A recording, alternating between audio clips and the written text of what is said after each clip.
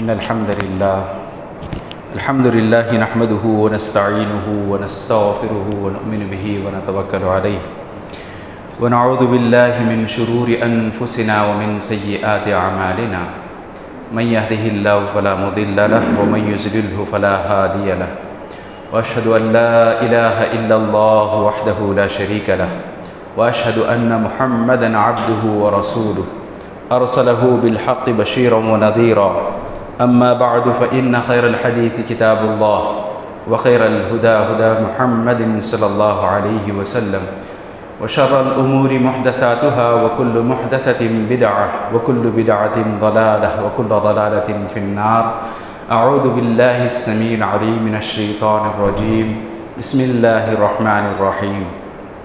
وَلَقَدْ خَلَقْنَا الْإِنسَانَ وَنَعْلَمُ مَا تُوَسْوِسُ بِهِ نَفْسُهُ وَنَحْنُ أَقْرَبُ إِلَيْهِ مِنْ حَبْلِ الْوَرِيدِ إِذْ يَتَلَقَّى الْمُتَلَقِّيَانِ عَنِ الْيَمِينِ وَعَنِ الشِّمَالِ قَعِيدٌ مَا يَلْفِظُ مِنْ قَوْلٍ إِلَّا لَدَيْهِ رَقِيبٌ عَتِيدٌ وَجَاءَتْ سَكْرَةُ الْمَوْتِ بِالْحَقِّ ذَلِكَ مَا كُنْتَ مِنْهُ تَحِيدُ ونفخ في الصور ذلك يوم الوعيد وجاءت كل نفس معها سائق وشهيد لقد كنت في غفلة من هذا فكشفنا عنك غطاءك فبصرك اليوم حديد وقال قرينه هذا ما لدي عتيد ألقيا في جهنم كل كفار عنيد مناع للخير معتد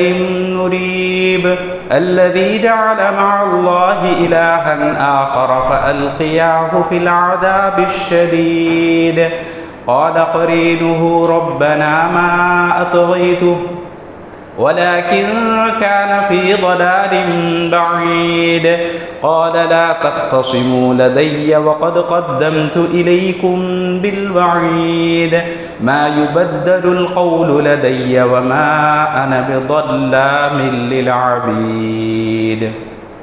قال الله تعالى كتب عليكم القتال وهو كره لكم وعسى أن تكرهوا شيئا وهو خير لكم وعسى أن تحبوا شيئا وهو شر لكم والله يعلم وأنتم لا تعلمون. برادران اسلام، خواتین اسلام، ہر قسم کی پاکی بڑائی اللہ وحدہ لا شریک کے لیے لائق اور ضد دیتی ہے. درود و سلام کا نزول ہو تمام نبیوں پر، تمام رسولوں پر، خاص کر آخری نبی محمد صلی اللہ علیہ وسلم پر، صحابہ اکرام پر، آپ کے اہل و عیال پر. میرے دینی بھائیوں اور اسلامی ماں بہنوں، جیسا کہ آپ لوگ جان چکے ہوں گے کہ قرآن اور حدیث کی روشنی میں ہم لوگوں کو ایک خود ساختہ بیماری، جس کو آج کے دور کے لحاظ سے ٹینشن، ڈپریشن، احساس کمتری کہا جاتا ہے، اس بیماری سے کیسے نجات پائیں، کیسے چھٹکارا حاصل کریں. سب سے پہلے یہ بیماری کیسے وجود پاتی ہے اس بارے میں جانتے ہیں. 2015 میں ایک رپورٹ پیش کی گئی جس میں یہ بتایا گیا کہ سال میں 8 لاکھ آدمی سوسائڈ کر رہے ہیں صرف اور صرف ڈپریشن کی وجہ سے، ٹینشن کی وجہ سے. 2015 کی یہ رپورٹ ہے. سال میں 8 لاکھ آدمی سوسائڈ کر رہے ہیں. اب تو تقریباً 6 سال ہو گئے. ایسی صورت میں اور زیادہ تعداد بڑھی ہے.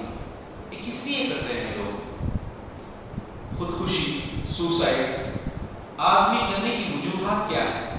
تو اس کے پیچھے دیکھا جائے تو انسان کسی بھی مصیبت، پریشانی کو دیکھ کر ٹینشن کا شکار ہو رہا ہے. یہ ٹینشن آ رہا ہے کہاں سے؟ انسان کی سوچ، فکر جو حد سے زیادہ سوچ لیتا ہے اپنے آپ کے اندر، احساس کمتری کا شکار ہوتا ہے، کانفیڈنس یہ اپنے اندر کھو دیتا ہے، تب جا کر اس بیماری کا جنم ہوتا ہے. جب بھی دنیا کے اندر کوئی مصیبت آتی ہے، پریشانی آتی ہے، یہ انسان کے خود کے کرتوت کی وجہ سے ہوتا ہے. اللہ تبارک و تعالیٰ بتاتا ہے ما اصابکم من مصیبت فبما کسبت انسانوں کے کرتوت کی وجہ سے ہی انسان مصیبتوں کا شکار ہوتا ہے، اور جیسے ہی شکار ہو جائے تو ایسی صورت میں انسان کو کرنا کیا چاہیے؟ کیا وہ اسی فکر میں گم ہو جائے، یا قرآن اور حدیث میں کچھ رہنمائی کرتے ہیں اس سلسلے میں؟ یہ جانکاری ہمارے لیے بہت ضروری ہے، ورنہ آج کل کے ماحول کے لحاظ سے بات کہی جائے تو ٹین ایج کے جو بچے ہیں وہ تک بھی ٹینشن کا شکار ہو گئے۔ موبائل جب سے آ گیا ہے اس وقت سے تو لاکھوں کی تعداد میں لوگ ٹینشن کا پالا پڑ رہا ہے۔ ہر کسی کو، میں خود آپ میں سے ہر کوئی کبھی نہ کبھی ٹینشن کا شکار ہوتے ہوں گے۔ ابھی ٹینشن اس چیز کو بھگائیں تو کیسے بھگائیں؟ ہماری رہنمائی اللہ تعالیٰ نے کیا کی ہے، یہ جانکاری بہت ضروری ہے۔ دنیا کے اندر بے شمار سائیکارٹسٹ اور موٹیویشنل اسپیکرز، بہت سارے لوگ بہت قسم کی باتیں بتاتے ہیں۔ ان ساری باتوں میں سب سے زیادہ افضل ترین اگر کوئی بات ہے تو وہ ہے قرآن اور حدیث سے بتائی ہوئی بات۔ اب آئیے، قرآن اور حدیث ہمیں جب کبھی مصیبتیں آئیں، پریشانیاں آئیں، اس وقت ہم لوگوں کو کیا کرنا چاہیے؟ تو اللہ تبارک و تعالیٰ قرآن مجید میں سورۃ توبہ کے اندر بتاتا ہے، اے نبی آپ کہہ دیجیے، قل لن یصیبنا، ہمیں کوئی مصیبت پریشانی نہیں آتی، الا ما کتب اللہ لنا، سوائے اس پریشانی اس مصیبت کے جو ہمارے مقدر میں اللہ نے لکھ دیا۔ صرف لکھ دے کہ پریشانیوں کا شکار بنا کے چھوڑ دے، ایسا ہے کیا؟ وہ مولا، وہ ہمارا کارساز ہے، ہمارا مولا ہے، ہماری رہنمائی کرنے والا، ہمیں مصیبتوں سے پریشانیوں سے نجات دینے والا۔ وعلی اللہ فلیتوکل المؤمنون، اور حکم یہ ہے کہ جو بھی ایمان والے ہیں، جن کے دلوں میں ایمان ہے، جو دعوے دار ہیں ایمان کے، وہ سب اللہ کے اوپر اعتماد کریں، بھروسہ رکھیں۔ تو پتہ یہ چلا کہ مصیبتوں کا آنا، پریشانیوں کا آنا، یہ اللہ تبارک و تعالیٰ پہلے سے ہی مقدر میں لکھ چکا ہے۔ مزید اللہ تعالیٰ رحمان ہونے، رحیم ہونے کی ایک دلیل ملتی ہے ہمیں، اللہ تبارک و تعالیٰ ہمیں پہلے ہی آگاہ کر دے رہا ہے، وَلَنَبْلُوَنَّكُمْ، میں ضرور آزماتا ہوں، بِشَيْءٍ مِّنَ الْخَوْفِ، ایسی چیز سے جو ڈراتی ہے، ڈر کے ذریعے سے میں آزماتا ہوں لوگوں کو، وَالْجُوعِ، اور بھوک کے ذریعے سے آزماتا ہوں، وَنَقْصٍ مِّنَ الْأَمْوَالِ، جو بھی مال اور دولت ہے اس میں خسارہ کروا کے آزماتا ہوں، وَالْأَنفُسِ، لوگوں کی جانوں کو لے کر جن کا ہم پر سایہ ہوتا ہے، جو ہماری رہنمائی کرنے والے ہوتے ہیں، جو ہمیں بیک سپورٹ دینے والے ہوتے ہیں، ان لوگوں کی جانوں کو لے کر، وَنَقْصٍ مِّنَ الْأَمْوَالِ وَالْأَنفُسِ وَالثَّمَرَاتِ، اور ساتھ ہی ساتھ پھلوں میں، اناج میں، جو بھی ہمارا غلہ ہے یا جو بھی کھیتیاں ہیں ہماری، ان میں بھی نقصان کر کے آزماتا ہے۔ سوچ کر دیکھیے اللہ تبارک و تعالیٰ کتنا مہربان ہے ہم پر، جو پہلے ہی آگاہ کر رہا ہے۔ جو بھی انکم ٹیکس والے ہوتے ہیں، سی بی آئی والے ہوتے ہیں، یہ لوگ پہلے آگاہ نہیں کرتے، ڈائریکٹ حملہ کر دیتے، لیکن ہمارا رب، ہمارا پروردگار اتنا مہربان اور مشفق ہے ہم پر کہ باقاعدہ پہلے ہی اطلاع کر دے رہا ہے کہ میری جانب سے ایسی ایسی آزمائشیں آ سکتی ہیں۔ جب آ جائیں مصیبتوں کی شکل میں، بیماریوں کی شکل میں، پریشانیوں کی شکل میں، اس وقت انسان کیا کرے؟ تو اللہ تبارک و تعالیٰ اس سلسلے میں بے شمار باتیں بتاتا ہے۔ چند باتیں ہم لوگ اس مسجد سے اٹھ کر باہر جانے سے پہلے سیکھ لیں گے، اور اللہ تعالیٰ سے دعا بھی کرتا ہوں ان باتوں کو ہم سب اپنے دلوں میں بٹھا کر اپنی زندگی میں باقاعدہ اس کو عمل میں لانے کی کوشش کریں، خود بھی اس بارے میں جانیں گے اور اپنے پیاروں کو، دوست احباب کو، رشتہ داروں کو باقاعدہ سمجھائیں۔ تو قرآن اور حدیث میں ایسی ایسی باتیں بتائی گئی ہیں، واقعی میں ان باتوں پر انسان کا اعتماد بڑھ جائے تو پہاڑوں کے جیسے مسائل و آلات بھی ریزہ ریزہ ہو جاتے ہیں۔ ایسی باتیں قرآن اور حدیث سے ہمیں ملتی ہیں۔ چلیے سب سے پہلی بات اللہ تبارک و تعالیٰ کیا بتاتا ہے؟ کتب علیکم القتال وہو کرہ لکم، تمہارے اوپر جنگ کرنا فرض قرار دیا گیا ہے۔ جیسے کتب علیکم الصیام ہے نا، روزے تم پر فرض کیے گئے، ویسے ہی کتب علیکم القتال، تمہارے لیے جنگ کرنا فرض کر دیا گیا ہے۔ وہو کرہ لکم، وہ چیز تمہیں ناپسند آ رہی ہے۔ یہ سب جنگ بدر کے وقت مسلمان نکلے تھے، ابو سفیان کا جو کاروباری تجارتی قافلہ تھا اس کے اوپر حملہ آور ہونے کے لیے۔ ابو سفیان اتنے ہوشیار تھے کہ پہلے ہی اطلاع لے لی، اور عام طور پر جو راستے سے جاتے تھے وہ راستہ چھوڑ کر دوسرے راستے سے نکل گئے۔ تو اللہ تبارک و تعالیٰ سورہ انفال میں 5ویں آیت سے لگاتار 11ویں آیت تک اس بارے میں تذکرہ کرتا ہے۔ آپ فرصت کے ساتھ باقاعدہ سورہ انفال اٹھا کر پڑھتے جائیے۔ کما اخرجک ربک من بیتک بالحق، یہ ساری آیتیں اسی طرف اشارہ کرتے ہیں۔ تو اس وقت صحابہ کے اندر یہ جنگ کرنا، یہ پہلی جنگ تھی جنگ بدر، اور وہ بھی رمضان کا مہینہ تھا۔ نکلے تھے جشن کے دن، 15 تاریخ تھی رمضان کی، پہنچے جنگ بدر ہوئی 17 رمضان۔ تو یہ جو بھی معاملہ چلا تھا اس میں سے اکثر صحابہ کے لیے بہت زیادہ گرانی ہوئی تھی، انسان ہونے کے ناطے گرانی ہو گئی۔ تو اللہ تبارک و تعالیٰ اسی سلسلے میں بات بتاتے ہوئے بتاتا ہے عسیٰ ان تکرہوا شیئا، بہت ممکن ہے بے شمار چیزیں ایسی ہوں گی جن کو تم ناپسند کر رہے ہوں گے، وہو خیر لکم، لیکن ناپسندی کے باوجود اس کے اندر اللہ تعالیٰ خیر رکھا ہوگا۔ وعسیٰ ان تحبوا شیئا وہو شر لکم، بے شمار چیزیں ایسی ہیں جن کو تم پسند کرتے ہو لیکن اس میں تمہارے لیے شر ہوتا ہے۔ واللہ یعلم، اللہ جانتا ہے، وانتم لا تعلمون، اور تمہارے کو جانکاری نہیں۔ تو کیا بات بتائی جا رہی ہے اس میں؟ جو بھی پریشانی آ رہی، جو بھی مصیبت آ رہی، جو بھی بیماری آ رہی، ضروری نہیں کہ وہ بھلا لے کر نہیں آ رہی ہے، برا ہی برا ہے اس کے اندر، ایسا ضروری نہیں ہے۔ جو بھی مصیبت پریشانی آ رہی اس کے اندر بھلائی رکھتا ہے اللہ تعالیٰ، اس آیت سے ثابت ہو رہا ہے۔ ابراہیم علیہ السلام ان کے والد گھر سے نکالتے ہیں، کسی بھی انسان کا اس کے گھر سے نکالا جانا بھلا ہے کہ برا ہے؟ برا ہی، لیکن وہاں سے نکلنا باقاعدہ پوری جہاں تک ان کو اللہ تبارک و تعالیٰ حکم دیا تھا وہاں تک دن کے کاموں کو پہنچانا بھلا ہی ہو۔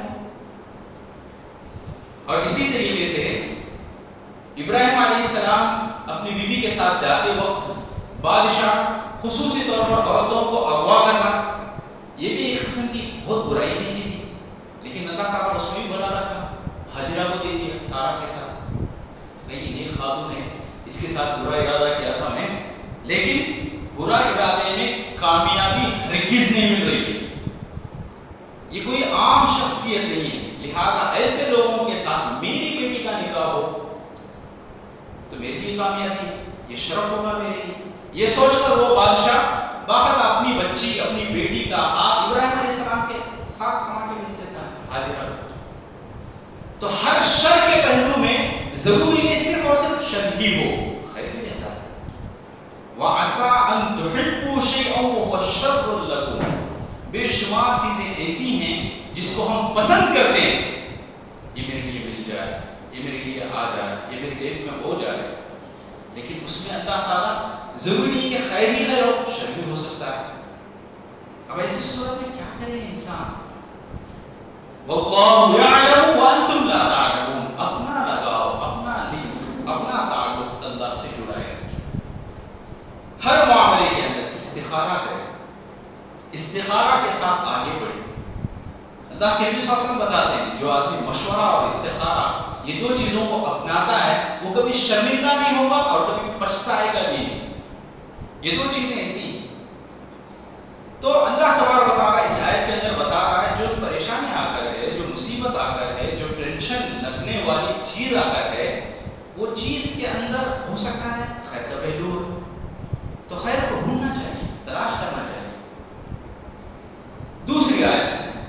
دوسرا نسخہ اللہ تبارک و تعالیٰ یہ دے رہا ہے، ان مع العسر یسرا، فان مع العسر یسرا، ان مع العسر یسرا، کہ ہر پریشانی، ہر مصیبت، ہر بیماری، ہر آفت اس کے ساتھ بعد نہیں، اس کے ساتھ، مع کا معنی ہوتا ہے ساتھ ہی ساتھ، فان مع العسر، ہر پریشانی کے ساتھ، یسرا، بہت بڑی آسانی ہوتی ہے۔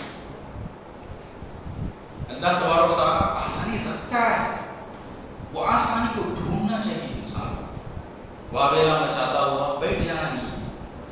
اور یہی بات 2 مرتبہ اللہ تبارک و تعالیٰ ریپیٹ کرتا ہے، یاد رکھو بے شک بلا شبہ ہر مصیبت کے ساتھ، ہر پریشانی کے ساتھ آسانی، بہت بڑی آسانی۔ یسرا نکیرہ ہے عربی کے اندر، نکیرہ کے اندر بے شمار معنی پائے جاتے ہیں، تو ایک معنی یہ بھی ہے کہ بہت بڑی آسانی آنے والی ہے۔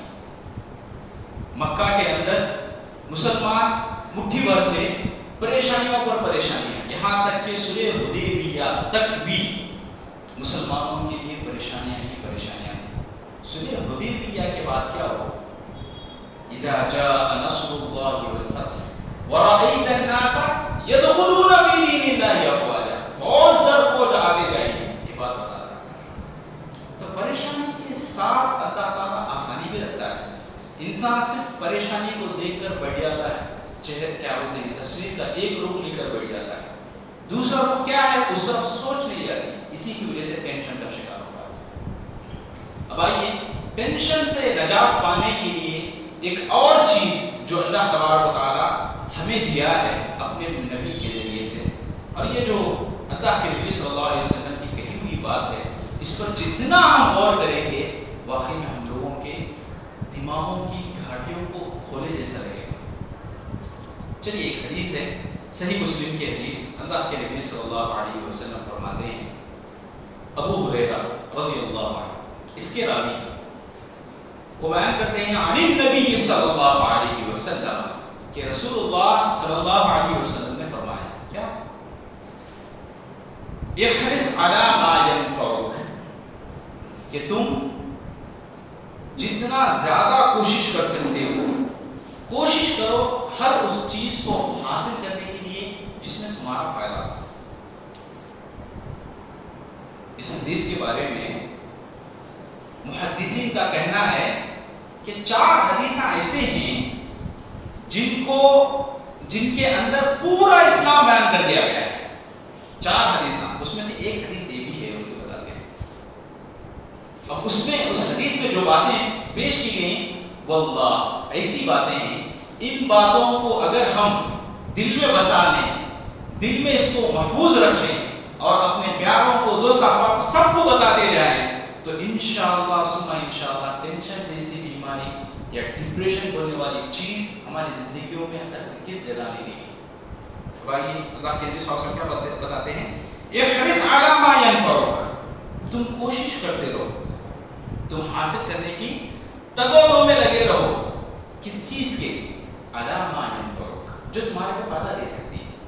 کتنے لوگ ایسے ہیں جو بیکار چیزوں میں اپنا وقت برباد کرتے ہیں، جس سے رتی برابر پائی برابر فائدہ نہیں ہوتا ہے، ایسی چیزوں کے حصول کے واسطے انسان گھنٹوں صرف کر دیتا ہے۔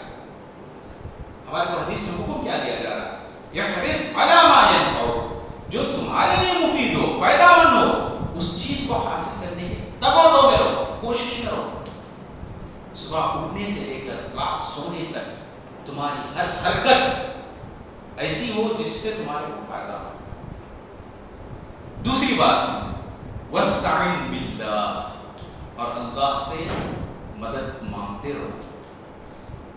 وعید جو ہوتی ہے، وعید اس کو اگر تعلق اس کا بورڈ سے کنیکشن نہ ہو تو ایسی صورت میں چھوٹا بچہ ہر کوئی اٹھا کر کھیلے گا اس سے، وہی اس کا کنیکشن پلگ سے لگا ہوا ہو اور کرنٹ بھی جاری ہو اور وائر بھی جگہ جگہ پر ٹوٹی ہو، تو ایسی صورت میں اس وائر کے قریب آنے سے بھی آدمی بہت احتیاط ہوتا ہے، بہت ہوشیار ہو کر باقاعدہ اس وائر کو بڑے جتن کے ساتھ اٹھا کر رکھتا ہے۔ کیوں؟ کس لیے کرتا ہے؟ اس لیے کہ اس کا کنیکشن کس سے ہے؟ کرنٹ سے ہے.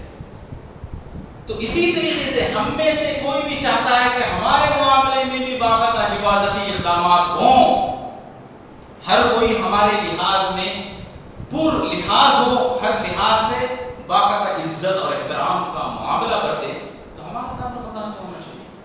وہ تعلق نہیں ہونے کی وجہ سے کٹی ہوئی وائر اور جس کا رشتہ کرنٹ سے ہرگز نہیں ہے، وہ ایسی بڑی ہوئی وائر بنے ہوئے ہیں ہم لوگ. اور جس دن ہمارا رشتہ اللہ سے مضبوط ہو جائے تو انشاءاللہ کسی کی مجال نہ ہوگی کہ ہمیں بدتمیزی کے ساتھ سلوک کیا جائے. تو بہرحال اللہ کے نبی صلی اللہ علیہ وسلم بتاتے ہیں وَاسْتَعِنْ بِاللَّهِ، اپنا رشتہ جوڑے رکھو اللہ سے، مضبوطی رہے تمہارے رشتے کے اندر، تعلق کے اندر. وَلَا تَعْجِزْ، اور سستی مت کرو، کاہلی مت کرو، اپنے آپ کو کمتر مت سمجھو.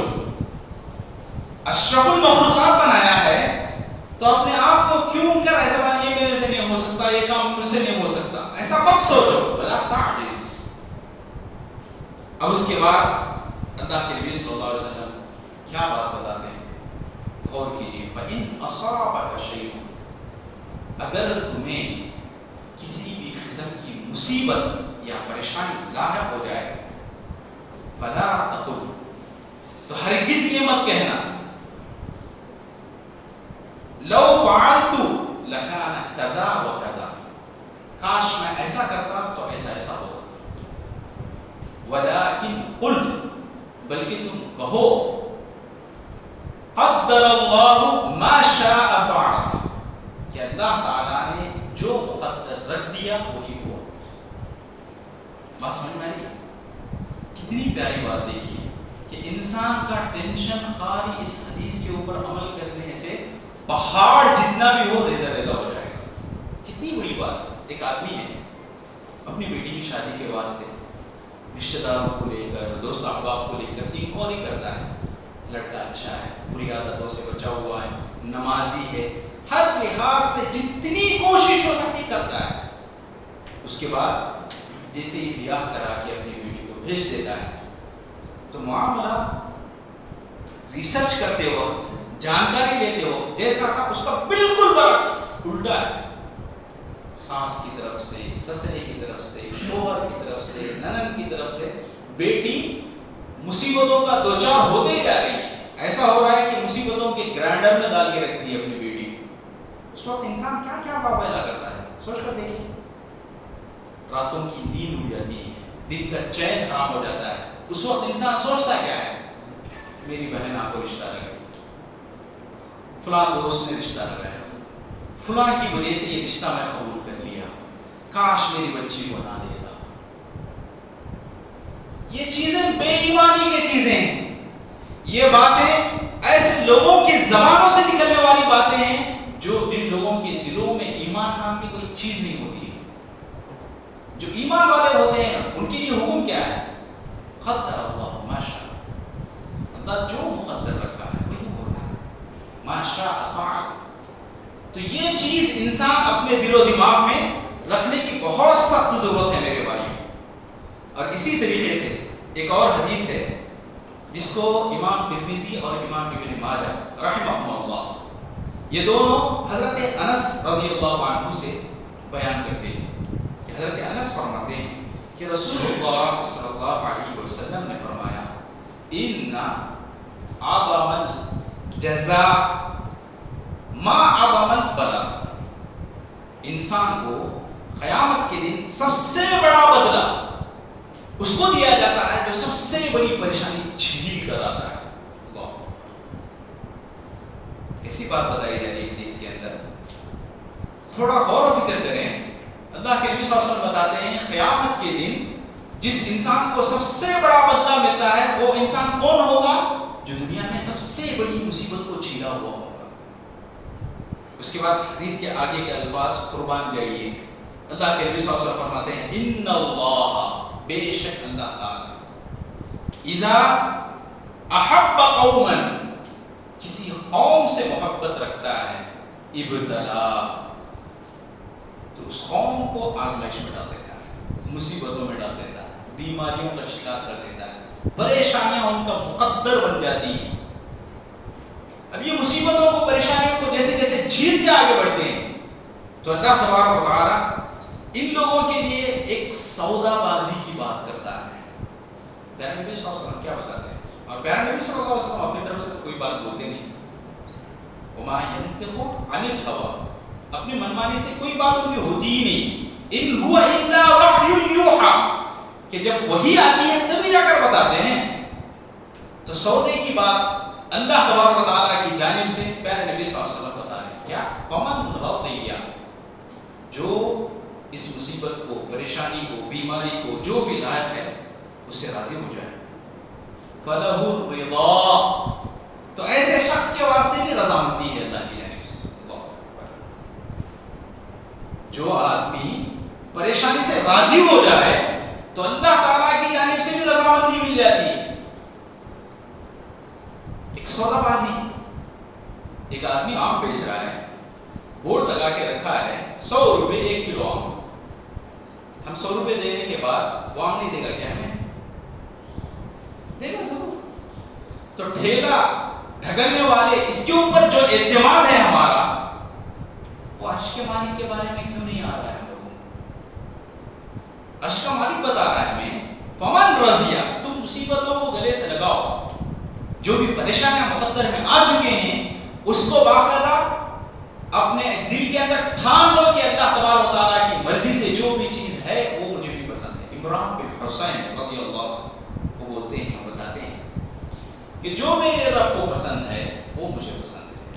میرے رب کو بخار آنے پر بتاتے ہیں باتیں, میرے رب کو بخار آنا پسند ہے, میرے کو بخار آنا پسند ہے.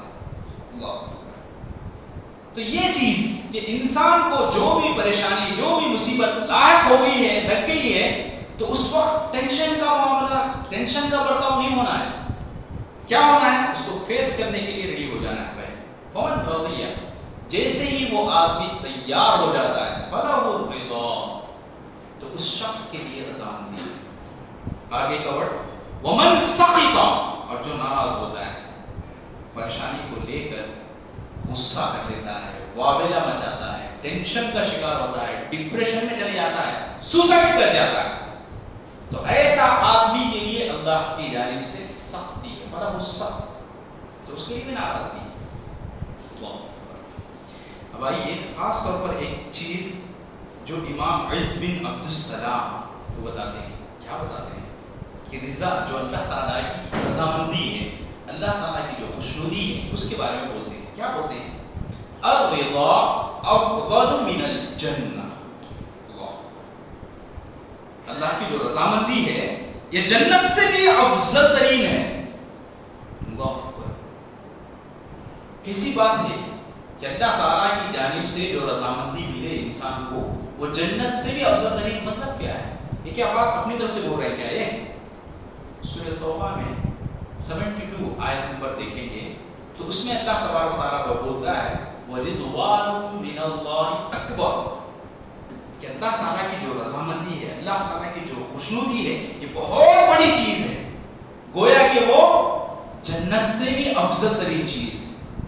تو میرے بھائیو, یہ اللہ کی رضامندی ہمیں ملنا ہے تو اس کے لیے تیار ہونا ہے. آخری بات امام ابن قیم رحمۃ اللہ علیہ وہ پیش کرتے ہیں. اس بات سے ہمارے کو اور بھی زیادہ وضاحت ملتی ہے. ابن قیم بتاتے ہیں اللہ تعالیٰ مصیبت اور پریشانیوں کے سلسلے میں انسان کے رویے کے مطابق اس کا معاملہ کرتا ہے. کیا معاملہ؟ جیسے ہی انسان ان مصیبتوں کو جھیلنے کے لیے تیار ہو جاتا ہے, راضی ہو جاتا ہے, تو اللہ تعالیٰ ان کا نام رضی اللہ عنہم ورضوا عنہ, مطلب اللہ تعالیٰ ان لوگوں سے راضی ہو گیا, ان لوگوں کی لسٹ میں لکھ دیتا ہے. اور جو بندہ اللہ تعالیٰ کی جانب سے آئی ہوئی بیماری یا پریشانی یا مصیبت اس کو دیکھ کر اگر ناراض ہو جاتا ہے تو اللہ تعالیٰ اس کو نافرمان یا حالکین میں اس کا نام لکھا دیتا ہے. تو میرے دینی بھائیوں اور اسلامی ماں بہنوں, جو بات ہمارے سامنے آئی وہ یہی کہ ہم لوگوں کو بیماریوں کو, پریشانیوں کو, مصیبتوں کو, آفتوں کو دیکھ کر گھبرانا نہیں, بلکہ ان کو فیس کرنا ہے. باقاعدہ ان سے راضی ہونا ہے، اللہ تبارک و تعالیٰ سے اپنا تعلق جڑے رکھنا ہے، تبھی جا کر اللہ تبارک و تعالیٰ ہمیں کامیابی سے ہمکنار کرتا ہے۔ اللہ تعالیٰ سے دعا کیجیے پروردگارہ کہنے والے کو کہنے سے زیادہ اور سننے والوں کو سننے سے زیادہ عمل کرنے کی توفیق عطا فرما۔ اے اللہ ہمارے گناہوں کو معاف فرما، اے اللہ ہماری نیکیوں کو قبول فرما، اے اللہ جو پریشان حال ہیں ان کی پریشانیوں کو دور فرما، اے اللہ جو مصیبت زدہ ہیں ان کے لیے آسانیاں فراہم فرما، اے اللہ جو بیمار ہیں ان کو صحت کاملہ اور شفا عاجلہ نصیب فرما، اے اللہ جو بے روزگار ہیں ان کو روزگاری عطا فرما، اے اللہ جو کماتے ہیں کمائیوں میں برکت عطا فرما، اے اللہ خاص طور پر ہم لوگوں کے رشتہ داروں میں، دوست احباب میں، عزیز و خادم میں جو بھی انتقال کر گئے ہیں، اے اللہ ان کی مغفرت فرما، اے اللہ ان کی خبروں کو نور سے بھر دے، اے اللہ جب تک ہم لوگوں کو دنیا میں رکھ ایمان اور اسلام کی حالت میں زندہ رکھ، جو موت دے ایمان اور اسلام کی حالت میں موت دے۔ آمین۔ بارک اللہ لنا ولکم فی القرآن ونفعنا وإیاکم بالآیات والذکر الحکیم، انہ تعالی جواد